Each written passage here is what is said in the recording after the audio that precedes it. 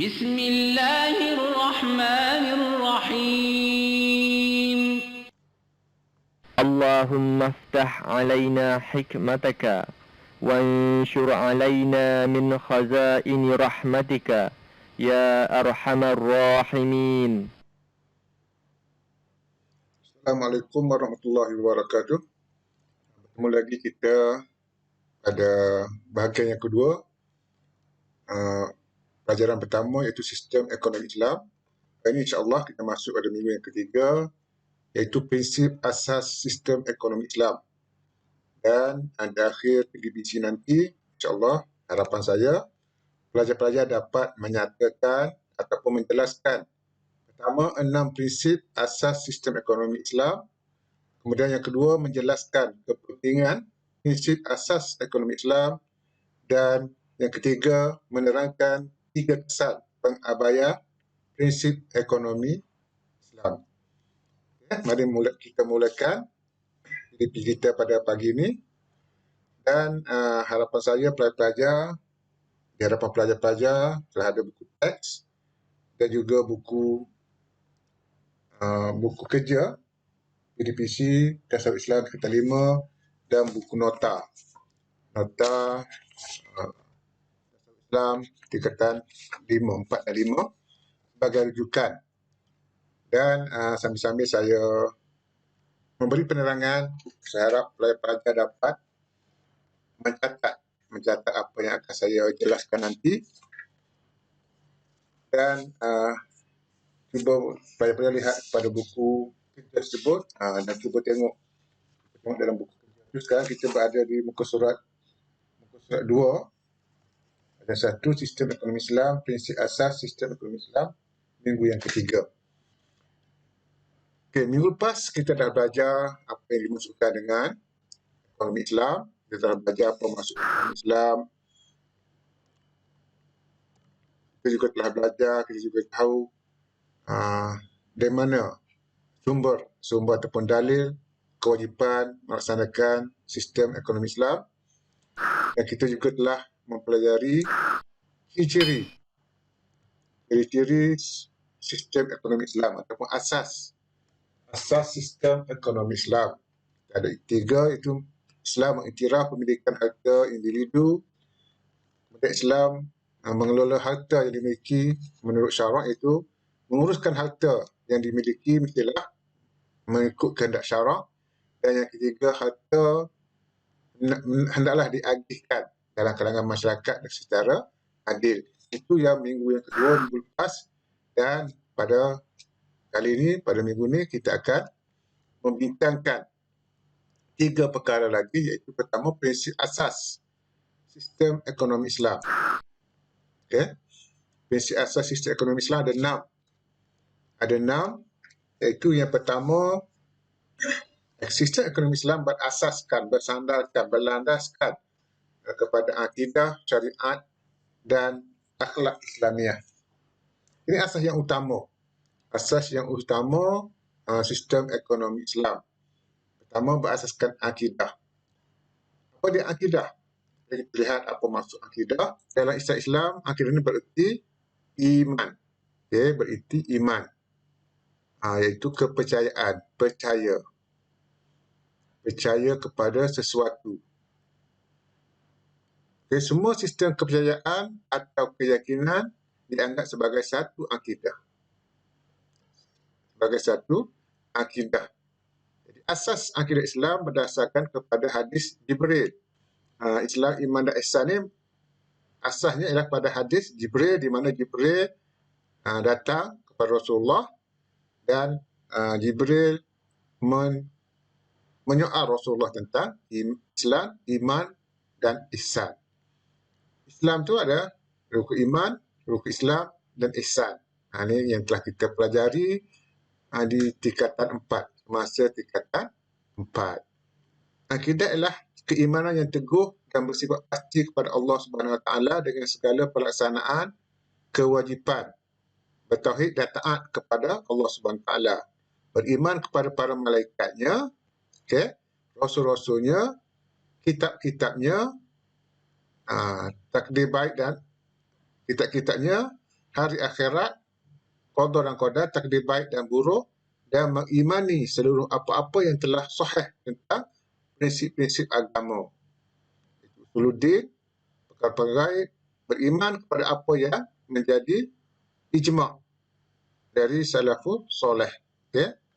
Ini maksud pengertian akidah. Pengertian akidah. Okay? Itu akidah, iaitu kepercayaan, keimanan, keyakinan seseorang kepada Allah Subhanahu Wa Taala dan hari kiamat, malaikat, rasul, kitab dan sebagainya. Okay? Yang kedua, syariah. Apa dia syariah?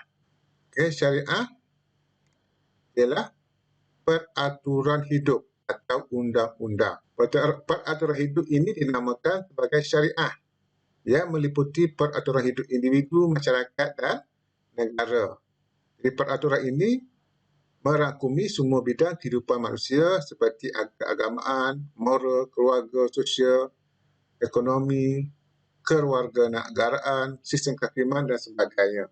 Itu maksud syariah. Peraturan hidup ataupun undang-undang. Okay, seterusnya, akhlak. Apa dia akhlak? Akhlak ataupun khuluq berasal dari bahasa Arab yang bermaksud stand ataupun tingkah laku ataupun kebiasaan. Okay, kebiasaan. Akhlak ataupun moral ditafsirkan sebagai tingkah laku. Tingkah laku.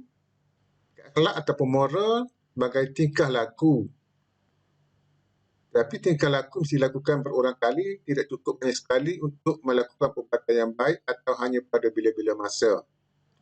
Seorang boleh dikatakan berakhlak bermoral jika ia timbul dengan sendirinya, didorong oleh motivasi dari dalam dan dilakukan tanpa banyak pertimbangan pemikiran, apatah lagi pertimbangan yang sering diulangi. Jadi ia seolah-olah sebagai paksaan untuk dilakukan.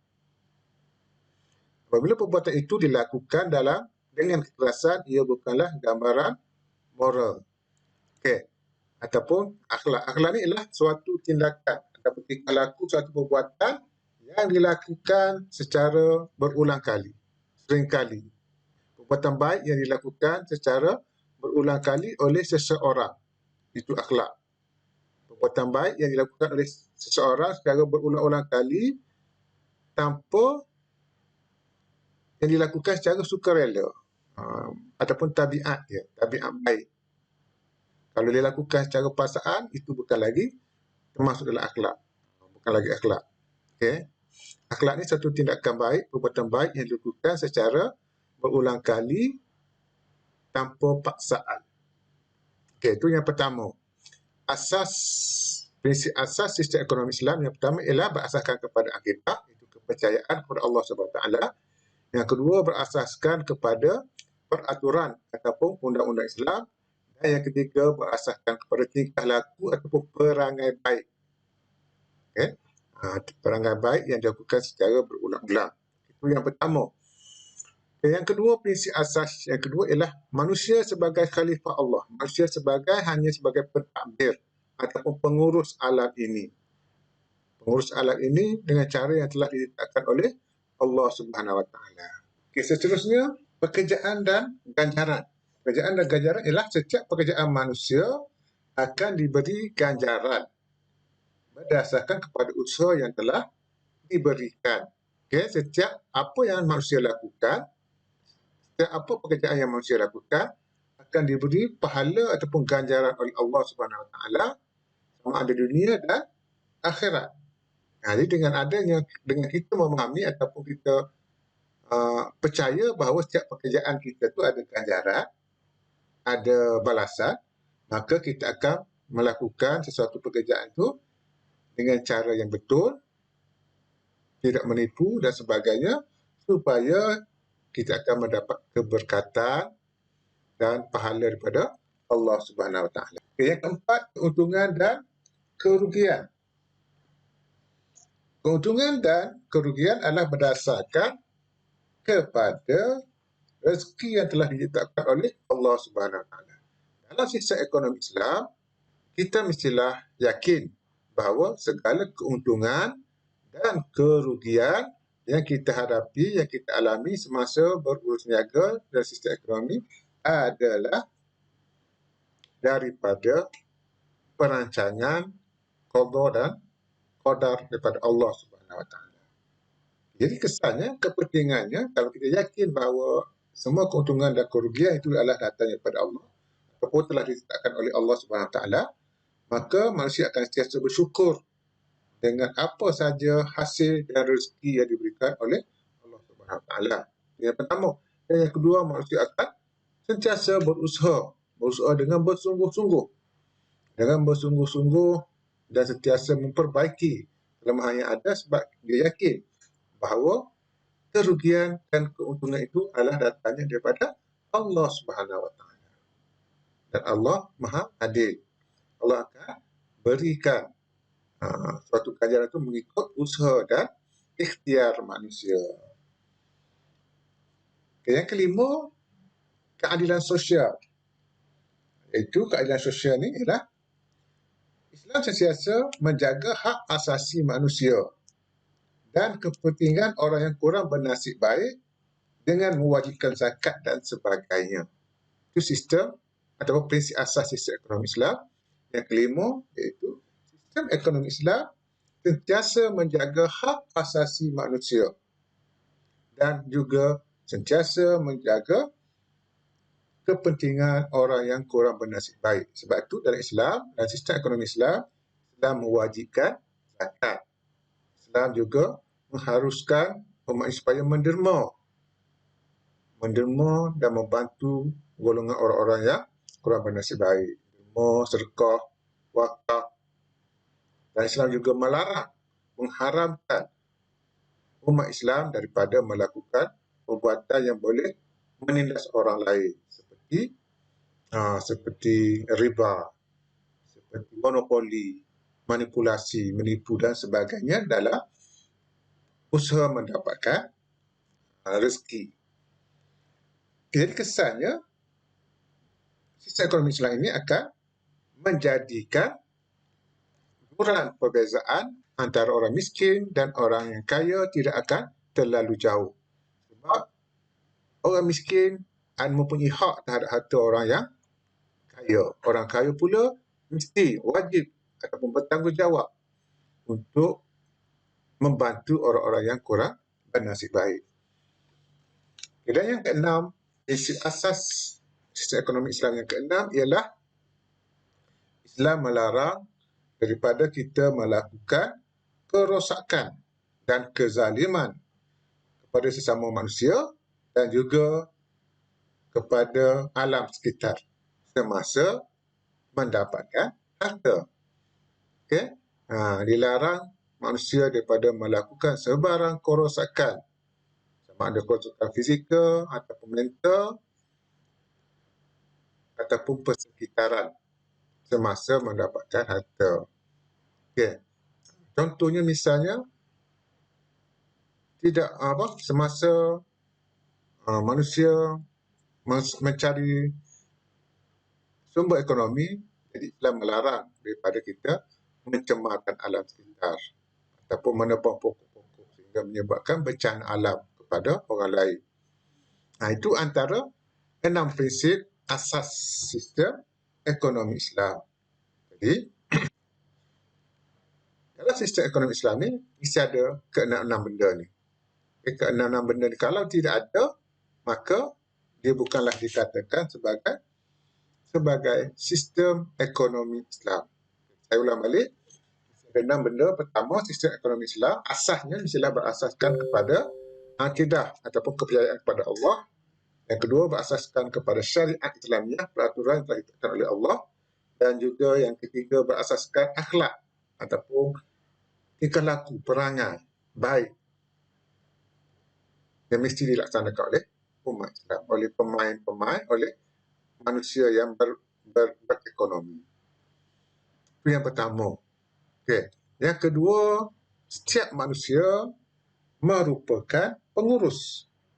Pengurus yang diberi amanah oleh Allah untuk menjaga sumber ekonomi, menjaga sumber harta yang telah diamanahkan oleh Allah Subhanahu Wa Taala. Manusia sebagai khalifah. Yang ketiga, setiap pekerjaan manusia, setiap perbuatan manusia, apa yang dilakukan oleh manusia telah ataupun akan diberikan ganjaran oleh Allah Subhanahu Wa Taala. Sama ada ganjaran baik ataupun ganjaran buruk. Kalau kita lakukan perbuatan baik, maka dapat pahala. Jika melakukan perbuatan yang buruk, mendapat dosa. Ini maksud manusia sebagai khalifah. Manusia hanya sebagai pengurus dan pemegang amanah kepada sumber harta yang diberikan oleh Allah Subhanahu Wa Taala. Kesannya manusia akan menguruskan ekonomi dengan cara yang telah ditetapkan oleh Allah Subhanahu Wa Taala. Yang ketiga, pekerjaan dan ganjaran. Itu setiap pekerjaan manusia akan diberikan ganjaran berdasarkan kepada usaha yang mereka berikan. Jadi kesannya, manusia akan sentiasa melakukan pekerjaan yang halal untuk mendapatkan keberkatan hidup. Keuntungan dan kerugian. Keuntungan dan kerugian adalah berdasarkan kepada rezeki yang telah ditetapkan oleh Allah SWT. Jadi dengan itu manusia akan sentiasa bersyukur dengan hasil yang telah diberikan oleh Allah. Yang kelima, keadilan sosial, iaitu Islam sentiasa menjaga hak asasi manusia dan kepentingan orang yang kurang bernasib baik dengan mewujudkan zakat dan sebagainya. Kesannya manusia akan sentiasa memberikan hak orang miskin yang terdapat dalam harta mereka. Dan yang keenam, larangan daripada melakukan kerosakan dan kezaliman. Islam melarang manusia daripada melakukan kerosakan kepada orang lain dan alam sekitar semasa mendapatkan harta. Kesannya manusia akan sentiasa menjaga peraturan semasa melakukan aktiviti ekonomi. Okey, jadi apa kesan? Kesan jika keenam-enam asas prinsip asas tadi diabaikan oleh manusia, diabaikan dalam sistem ekonomi Islam. Pertama, kesannya manusia akan cuba mencari kekayaan tanpa mengira hukum dan peraturan agama. Manusia akan meninggalkan peraturan agama. Yang kedua, manusia akan merasai bahawa semua harta yang ada di muka bumi ini adalah haknya melalui usaha dan ikhtiar mereka sendiri. Manusia akan merasakan semua ini milik mereka. Dan mereka tidak akan rasa pun bertanggungjawab untuk membantu orang lain. Yang ketiga, mereka sanggup bekerja mencari harta tanpa mengambil kira hukum halal dan haram. Dan yang keempat, keuntungan dan kerugian hanyalah semata-mata bergantung kepada usaha dan kepintaran manusia dalam melakukan urusan perniagaan tanpa mengira kuasa dan perancangan daripada Allah Subhanahu Wa Taala. Yang kelima, keadilan sosial dan hak asasi manusia akan terabai di mana golongan kaya akan mengaut sebanyak mungkin kekayaan tanpa mengira nasib golongan yang kurang bernasib baik. Dan akhir sekali, yang keenam, manusia akan mencari harta dengan rakus tanpa mengira kerosakan dan kezaliman yang mereka lakukan kepada manusia lain dan alam sekitar. Ini kesan pengabaian prinsip asas ekonomi Islam yang kita bincangkan tadi. Ini kesan dia kepada kehidupan manusia.